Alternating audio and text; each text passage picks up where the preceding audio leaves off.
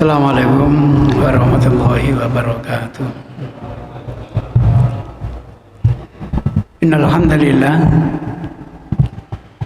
nahmaduhu wa nasta'inuhu wa nastaghfiruh wa na'udzu billahi min shururi anfusina wa min sayyiati a'malina. Man yahdihillahu fala mudilla lahu wa man yudlil fala hadiya lahu. Wa nusalli wa nusallim ala hadzal nabiyil karim wa ala alihi wa sahabatihi wa man ihtada bi hadihi ila yaumiddin, amma ba'du.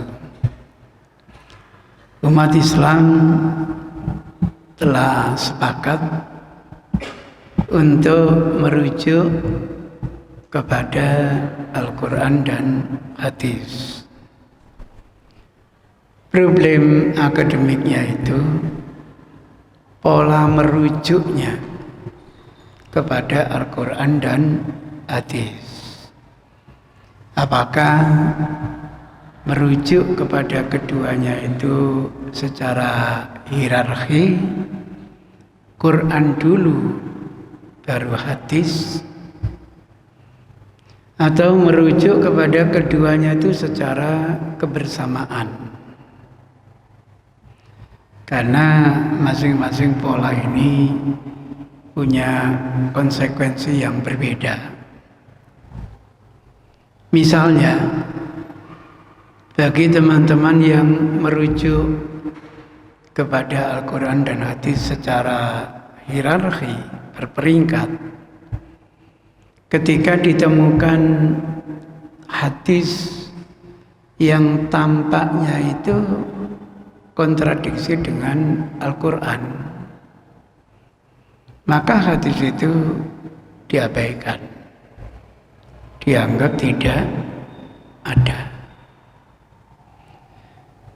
Itu sangat berbeda kalau merujuk kepada keduanya itu secara kebersamaan.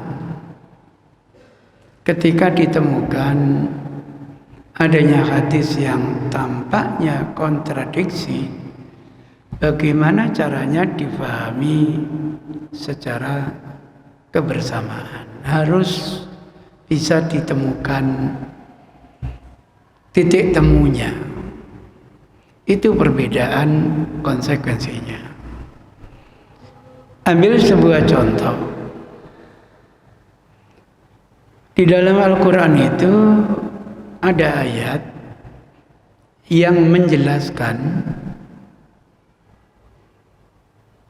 yang diharamkan oleh Allah hanya 4. Innama harrama alaikum al-maitatu wad-dam wa lahmul khinjir wa ma uhilla li ghairillah.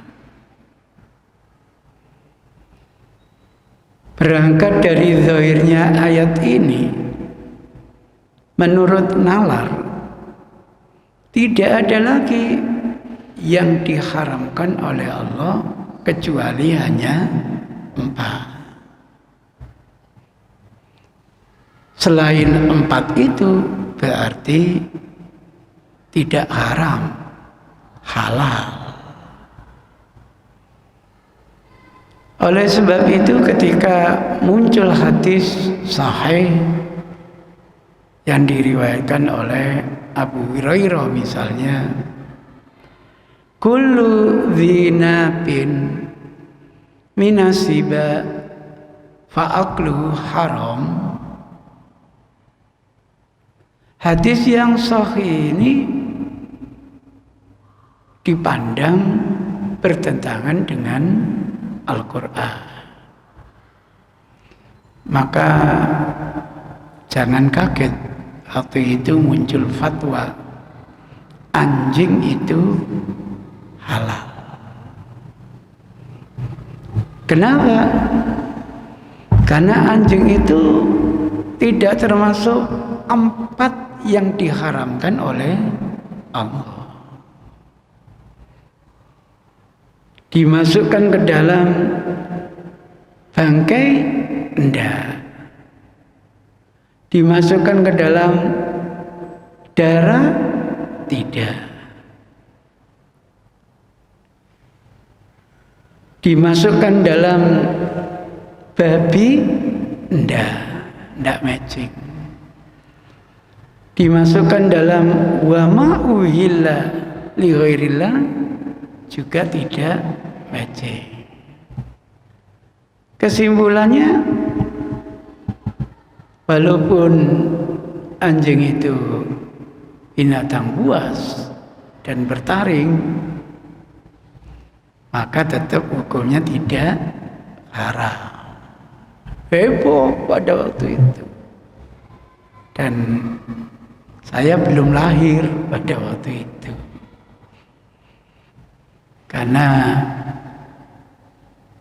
berita itu viral sebelum tahun 60. Nah, saya lahir tahun 60. Tapi terus berkembang di media itu. Dulu belum ada HP, medianya adalah media cetak, di surat kabar, dan lain sebagainya. Kita tidak boleh menyalahkan orang yang punya pendapat seperti itu. Kenapa tidak boleh? Karena punya kacamata, betapapun hadis itu sahih, kalau dianggap bertentangan dengan Quran, yang dimenangkan bukan hadisnya, tapi apa? Quran. Rata-rata kajian hadis di Indonesia ya seperti ini. Maka ndak itu makalah, jurnal, buku, majalah, selalu mukadimahnya itu Quran adalah sumber hukum yang pertama dan utama, dan sumber hukum yang kedua adalah hadis. Jarang kita membaca sumber hukum Quran itu adalah Quran dan hadis, jarang. Padahal pola pikir secara berperingkat itu kan didasari hadis yang tidak sahih. Mu'adz bin Jabal ketika dikirim oleh Rasulullah ke negeri Yaman, dipesan oleh Rasul, bima taqdi, dengan dasar apa kamu menghukumi masyarakat Hadramaut nanti? Dijawab oleh Mu'adz, aqdi bi kitabillah, saya beri hukum mereka tentu sesuai dengan Quran. Fa in lam tajid, kalau tidak kamu dapati dalam Quran, baru jawabannya fa bi sunnati Rasulillah. Fa in lam tajid ajtaidu bi ra'yi wala alu, akan saya gunakan nalar saya ya Rasul, walaupun tidak melampaui batas. Hasil nalar mungkin wujudnya nanti analogi, kias, dan macam-macam. Padahal pengiriman Mu'adz itu kan ketika dakwah di kota Makkah, Quran pun juga belum sempurna. Masih banyak wahyu yang belum turun pada waktu itu. Berbeda dengan teman-teman yang kacamatanya itu merujuk kepada Quran dan hadis secara kebersamaan. Maka mereka yakin kalau hadis itu sahih, tidak mungkin bertentangan dengan Al-Quran. Pasti bisa dikorelasikan antara Quran dengan hadis. Itu ceritanya. Sekarang bagaimana menyelesaikan hadis yang sahih? Kullu dzinabin minasiba fa'aklu haram.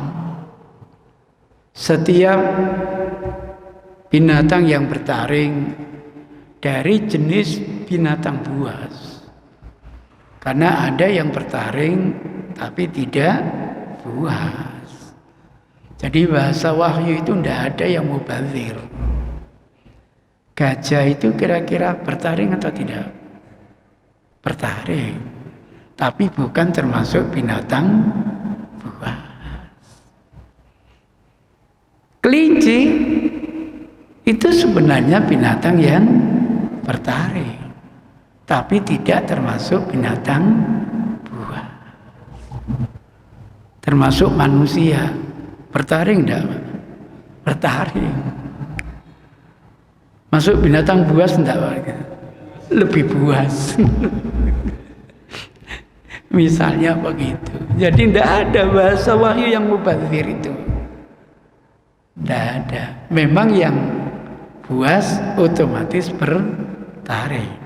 Tapi tidak semua yang bertaring mesti buas. Nah kriterianya itu binatang yang bertaring masuk kategori buas. Anjing itu bertaring enggak? Bertaring. Buas enggak? Buas. Kalau redaksinya haram, ini bukan bab fikih lagi. Itu babnya sudah syariat. Kesimpulannya tidak bisa diudak-adik menjadi makruh, tidak bisa. Tapi kalau redaksinya Rasul melarang, maka larangan itu bisa menjurus ke haram, bisa menjurus ke makruh. Tapi kalau redaksinya terkutuk, Allah dan Rasul mengutuk, hukumnya haram, itu bukan bab fikih lagi. Itu masuk syariat karena dalilnya itu sudah sharih, sudah tegas, sudah jelas, bukan makruh tetapi apa? Haram. Itu ceritanya. Nah bagaimana cara mengompromikannya? Ini orang pertama kali yang punya jasa luar biasa itu adalah Imam Asy-Syafi'i. Terus bergulir, dikembangkan. Alhamdulillah. Kita sudah uji coba berapa kasus? Hampir 12 kasus. Adanya hadis yang tampaknya kontradiksi dengan Al-Quran. Tapi bisa kok diselesaikan secara komprehensif. Bagaimana misalnya innama itu tidak diterjemahkan hanyalah yufidul hasr, tidak. Tetapi ma itu hanya maziyadah. Sesungguhnya diterjemahkan sesungguhnya Allah mengharamkan 4 dan tidak menutup kemungkinan Allah juga mengharamkan yang lain. Rasul punya otoritas mengharamkan yang lain. Dari asbabun nuzul juga bisa difahami. 4 hal itulah yang dihalalkan oleh Bani Israel. Sehingga direspon oleh Quran, justru yang 4 itu yang diharamkan oleh Allah Subhanahu wa Ta'ala. Sehingga di dalam Al-Quran itu Allah mengharamkan bukan hanya 4 macam. Allah juga mengharamkan al-khaba'is. Misalnya, sampean pernah tahu apa itu ular yang berbulu itu loh, yang kalau kita menyentuh guatal itu, ular apa? Ulat apa itu, Pak? Iya, yang berbulu guatal itu loh. Itu kan tidak termasuk 4. Bangkai enggak. Melihara? Tidak. Babi? Tidak. Yang disembelih bukan karena Allah? Tidak. Ada yang diantara kita yang mau mengkonsumsinya? Misalnya. Bahkan anjuran Allah yang dikonsumsi itu setidaknya 2 syaratnya. Halalan, thayyibah. Kira-kira kalau kita membeli kambing, kepalanya itu kan, otaknya itu loh. Kira-kira halal atau tidak?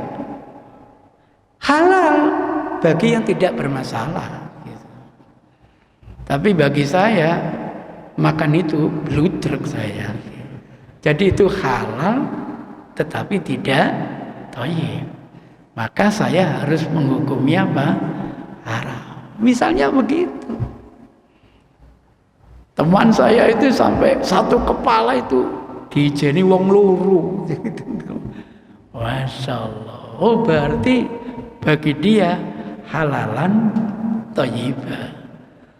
Mari ngono kudu untal pilake.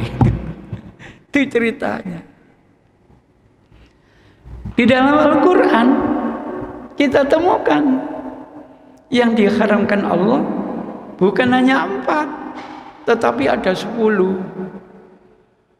Hurrimat alaikum al-maitatu wad-damu walahmul khinjir wa ma uhilla li ghairillahi bihi wal munkhaniqa wal mawquda wal mutaraddiya wan natiha wa ma akala sab'u illa ma zakkaitum wa ma dzubiha alan nusubi. Bukan hanya 4, banyak. Itu ceritanya. Kalau kita hidup bersama Rasul, di antara hobi Rasul itu berburu. Dan Madinah itu dulu di zaman Rasul hutan belantara. Adi bin Hatim ini sebagai ajudan Rasul cerita banyak tentang etika berburu itu. Misalnya kita bersama Rasul berburu dengan mi'rad. Mi'rad itu apa? Semacam tombak. Nah, mi'rad itu terdiri dari 2 unsur. Unsur yang hadid, yang tajam, dan unsur ardu, tangkainya. Nasihat Rasul, kalau kita berburu dengan mi'rad ini, lemparkan dengan membaca bismillah. Ini berarti penyembelihan jarak jauh. Lepas nanti matinya itu kena tenggorokan dan ininya, atau kena perutnya, enggak jadi masalah. Problemnya apa? Kata Rasul, teliti kematian binatang yang Anda buru itu. Kalau binatang yang Anda buru itu mati karena hadidnya, unsur yang tajamnya, fakul, silakan dinikmati. Sah buruan itu, halal untuk dimakan. Walaupun tenggorokan dan kerongkongannya tidak terkena. Tapi kalau kalian amati, binatang itu mati karena ardinya, karena tangkainya, fala takul. Kenapa? Fa innahu waqid. Mati bukan karena disembelih, mati karena teraniaya. Gitu. Lah mati karena teraniaya itu dilarang sesuai dengan nas Al-Quran. Mauqudzan, binatang yang mati bukan proses penyembelihan, tapi proses apa? Penganiayaan. Itu rinci dalam hadis. Bahkan kalau kita berburu bersama Rasul, entah pakai setip misalnya, jatuh binatang itu, entah burung itu ke air, jangan kamu makan. Kenapa? Karena kita ragu matinya burung itu karena setipan kita atau karena tenggelam. Kalau mati karena tenggelam, binatang itu walaupun asalnya halal, tetap hukumnya apa? Haram. Wah, banyak yang dijelaskan oleh Rasulullah Sallallahu Alaihi Wasallam.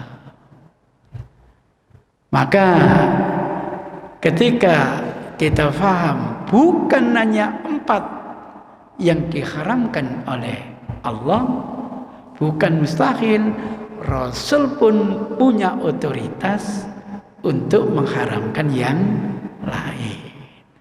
Dengan demikian antara Quran dan hadis itu harus disejajarkan. Wah, dalil-dalil yang berpola pikir seperti ini cukup banyak. Atiullah wa atiur rasul. Wa may yuti'ir rasul faqad ata Allah. Allah kata Rasul, inni utitul Quran wa mislahu ma'ahu. Terlalu banyak dalil yang menunjukkan Quran dan hadis itu sama-sama wahyu.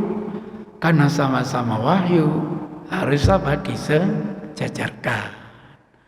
Sesama biskota saja tidak boleh saling mendahului, apalagi sesama wahyu. Nah, merubah mindset seperti ini tidak gampang, karena kita sejak dulu selalu dibimbing untuk mengatakan bagaimanapun Quran itu lebih hebat daripada apa?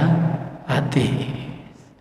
Ya, kalau dari sisi subutnya benar, karena Quran itu mutawatir, sementara hadis tidak semua mutawatir. Tapi ketika ulama sudah mengatakan hadis itu sahih, harus diyakini qat'i kebenarannya. Ini yang membedakan pola pikir kita dengan ulama kalam. Sehingga ulama kalam itu hanya hadis mutawatir yang qat'i. Hadis yang ahad berarti dhonni. Habis itu didoktrin dengan Quran. Ijtanibu katsiran minal dhonni, dengan hadis Rasul. Waduh, habis sudah sunnah Rasulullah Sallallahu Alaihi Wasallam. Itu gambaran. Sekali lagi, silakan Bapak Ibu bertanya, saya kok pernah baca hadis ini bertentangan dengan hadis ini. Mari kita diskusikan bersama. Ini sebagai pengantar. Monggo yang ada pertanyaan, ada komentar, silakan. Saya bertanya. Boleh, monggo. Mengenai anjing. Iya. Itu kalau dalam riwayat kan dulu juga sahabat itu karena banyak tanah kan juga melihara anjing. Iya. Juga di desa saya itu karena punya tanah di Jawa juga melihara anjing. Iya. Terus di mana yang pernah sering disampaikan hadis anjing itu haram. Dan apabila di rumah itu ada anjing, maka malaikat rahmat tidak masuk. Tapi kalau mereka tahu tetap masuk dalam karena yang tidak mati ya kayaknya. Ya. Bedanya itu apa ya? Terus terbukti juga orang-orang yang melihara anjing itu kan juga berperan dalam Allah juga dapat makan juga banyak. Iya, ya. Nah itu yang hadis itu dengan kalau melihara anjing itu sebenarnya boleh tidak atau halal atau haram. Terima kasih. Hadis-hadis tentang anjing ini banyak, Pak. Di antaranya bunuhlah semua anjing hitam. Ini kalau dimaknai denotatif bahaya, Pak. Kebetulan herdernya polisi itu hitam kabeh, Pak. Sampai bunuh, sampai ditembak sampai polisi. Kalau dilanjutkan baru jelas fa innahu akur. Oh, kalau gitu hitam itu bukan hitam warnanya, Pak. Hitam karakternya. Orang mengenal namanya anjing rabies. Itu tidak peduli warnanya hitam, warnanya coklat, warnanya putih. Ada rekomendasi Rasul untuk membunuhnya. Kayak di Bali itu loh, Pak. Kok tiba-tiba ada anak langsung diserang oleh anjing. Walaupun anjingnya warnanya coklat, karakternya hitam. Itu yang disuruh membunuh. Terkait dengan anjing, silakan dipergunakan untuk berburu dengan syarat anjing itu harus terlatih, Pak. Maka anjing yang terlatih itu membunuh mangsanya tidak pakai gigitan, Pak. Tidak menggunakan apa? Gigitan. Kadang-kadang dia hanya mengawal sehingga nanti mendekat kepada pemburunya. Kadang-kadang diseruduk langsung mati. Sebab apa? Kalau sampai menggigit, kata Rasul, jangan kamu makan. Kenapa? Karena kalau dia sudah gigit, dia berburu untuk dirinya, bukan untuk majikannya. Begitu rinciannya, Pak. Saya punya pengalaman, Pak.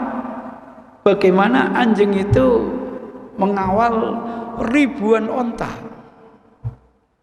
Sebab waktu haji pertama kali tahun 81 ada aturan, Pak. Yang sudah pernah haji tidak boleh haji lagi. Sebelumnya tidak ada, Pak. Sebelumnya tahun 80 nggak ada masalah.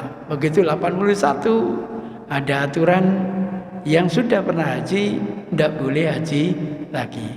Sehingga KTP iqamah saya tuh distempel ghairu musarrah lil hajj. Enggak boleh, enggak dapat rukhsah, enggak dapat rekomendasi untuk haji. Tunggu 5 tahun begitu. Tapi saya punya cara model Madura, Pak. Enggak boleh itu kan kalau ketangkap gitu tuh. Kalau enggak ketangkap boleh enggak kira-kira? Boleh. Sehingga kami pergi ke Mekah tidak lewat jalan tol, tapi lewat jasa orang Badui. Bayarnya 2 kali lipat, enggak apa-apa. Masya Allah. Enggak ada 10 kilo dari jalan raya itu banyak sekali yang namanya pohon kurma. Rumput-rumput pun banyak, subur ternyata. Sehingga kehidupan mereka itu nomaden. Suatu misalnya minggu ini ada wilayah ini, nanti rumputnya habis, pindah ke tempat yang lain. Hidupnya di tenda. Dan satu keluarga itu rata-rata memiliki lebih dari 10.000 unta, Pak. Allahu Akbar. Allah mengizinkan menyembelih unta ya, Pak ya. Allah harus menyiapkan untanya, Pak. Setiap musim haji itu berapa ratus unta disembelih. Berapa ratus ribu itu disembelih itu, Pak. Tapi sampai hari ini tidak pernah ada stok yang habis menyembelih apa? Unta. Lah 10.000, 15.000 unta itu dikawal lebih dari 100 anjing, Pak. Jadi nanti kalau ada unta yang mencetat, dikawal, dijadikan satu lagi. Itu kata Rasul untuk menjaga ternak, gitu loh.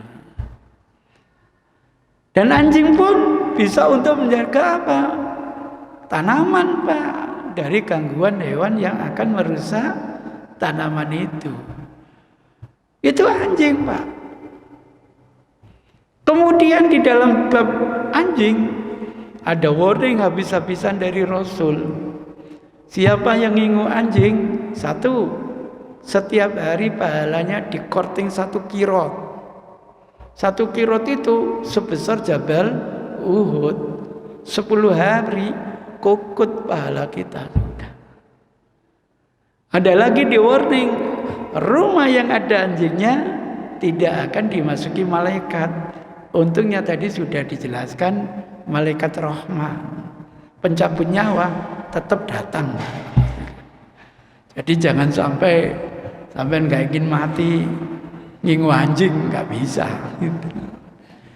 Coba kita bayangkan kalau ada orang punya anjing kemudian menjilati sana sini, rumah yang begitu najis, sulit, Pak, untuk mendatangkan keberkahan.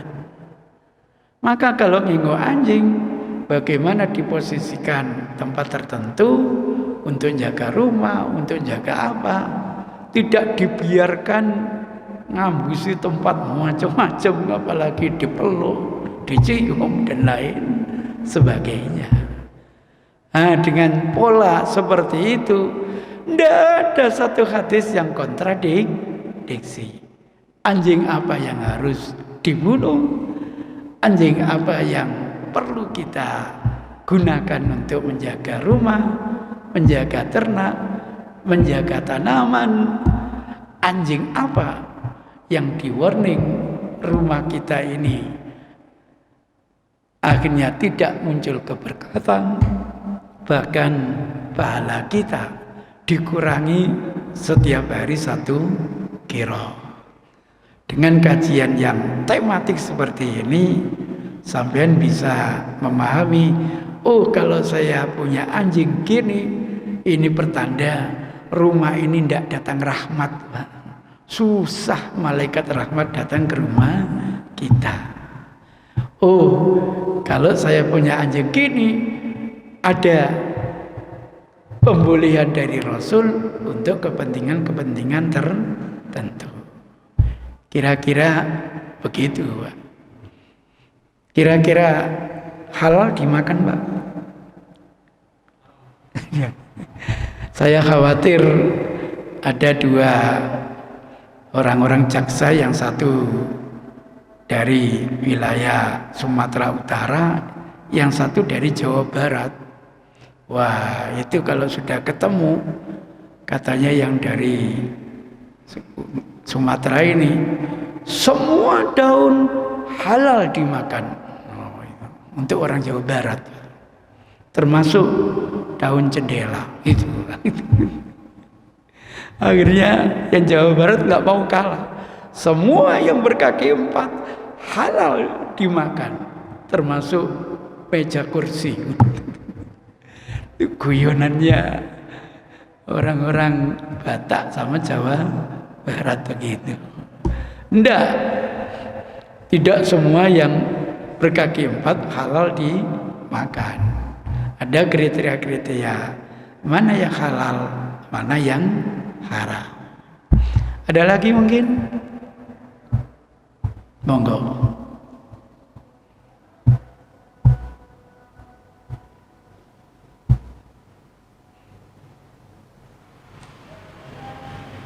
Pertanyaan yang lain?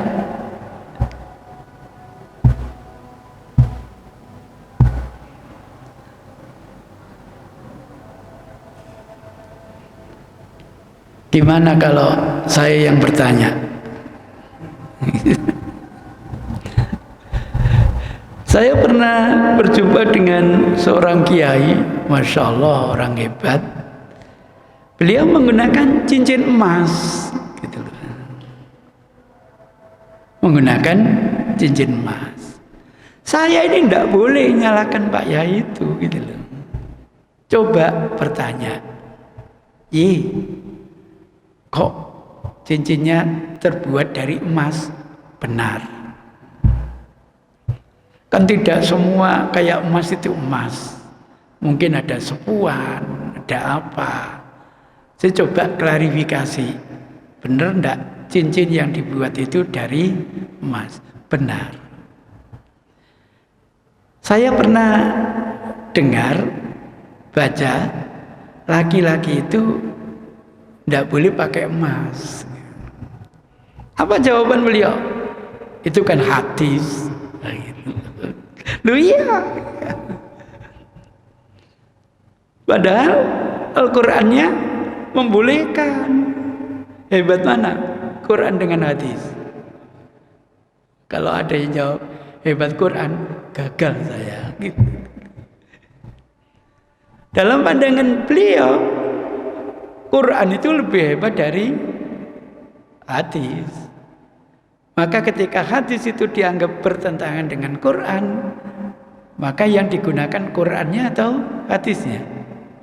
Quran. Diskusi. Mana ayat yang menghalalkan emas bagi laki-laki? Ada 3. Khudhu zinatakum inda kulli masjidin. Gunakan semua perhiasanmu untuk pergi ke masjid. Emas itu termasuk perhiasan apa enggak? Termasuk. Kalau gitu menurut Quran, emas itu boleh enggak untuk laki-laki? Boleh. Maka kalau hadis mengatakan enggak boleh, walaupun hadisnya mutawatir, kira-kira yang digunakan Quran atau hadis?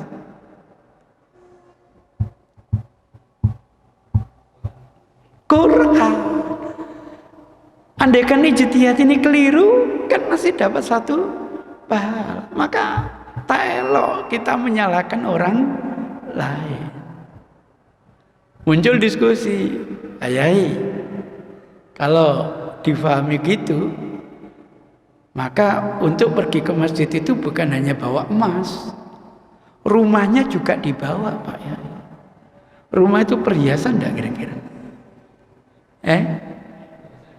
Perhiasan.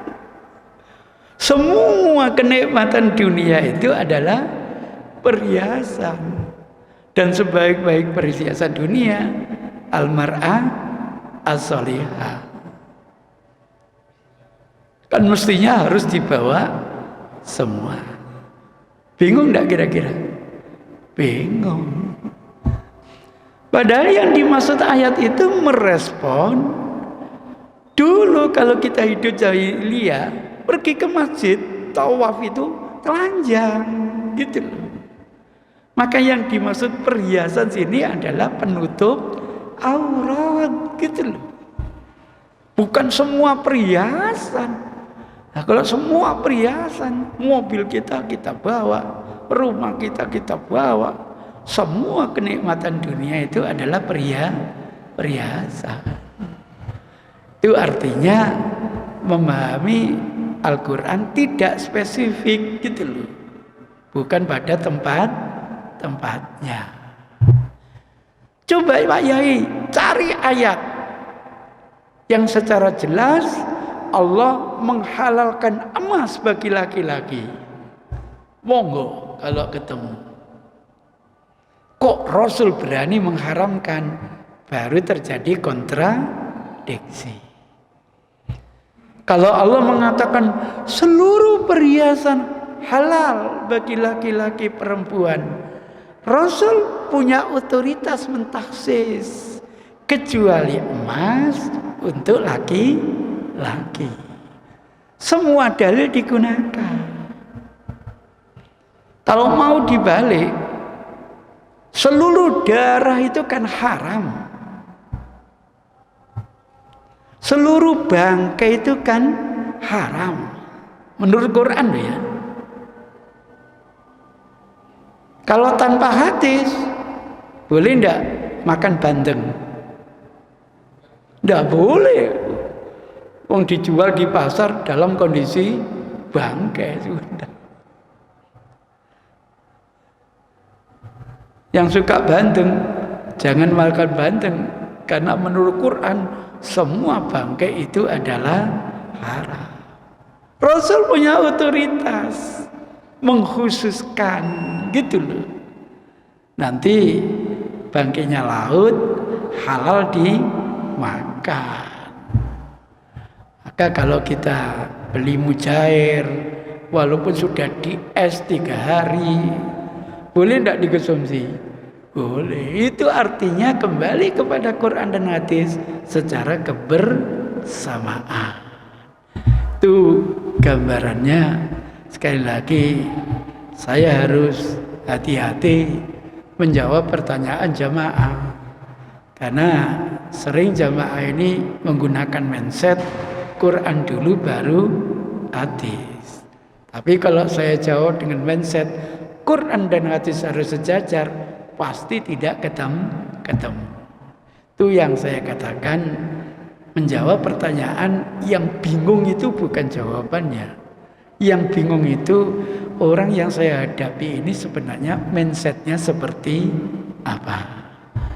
Kalau beda kacamatanya pasti beda apa kesimpulan. Demikian kurang lebihnya mohon maaf. Rabbana atina fid dunya hasanah wa fil akhirati hasanah wa qina adzabannar. Wa sallallahu ala Muhammadin nabiyil ummi wa ala alihi wasallam. Walhamdulillahi rabbil alamin. Billahi hidayah wa taufik. Wassalamualaikum warahmatullahi wabarakatuh.